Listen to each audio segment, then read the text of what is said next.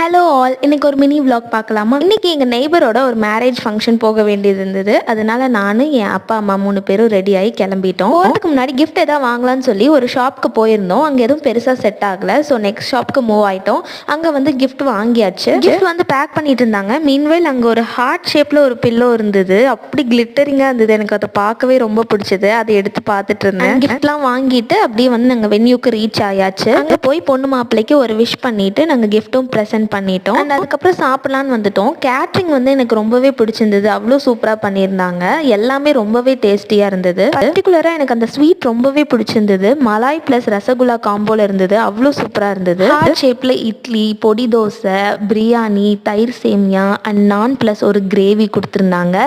And வாழைக்கால fish fry மாதிரி போட்டிருந்தாங்க. எல்லாமே சூப்பராக இருந்தது. சாப்பிட்டு முடிச்சுட்டு வெளியே ஐஸ்கிரீம் கொடுத்துட்டு இருந்தாங்க. அதையும் வாங்கி சாப்பிட்டுட்டு இருந்தோம். அதுக்கப்புறம் நாங்களும் கிளம்பி வீட்டுக்கு வந்துட்டோம். அண்ட் ஃப்ரெஷ் அப் ஆகிட்டு தூங்கியாச்சு.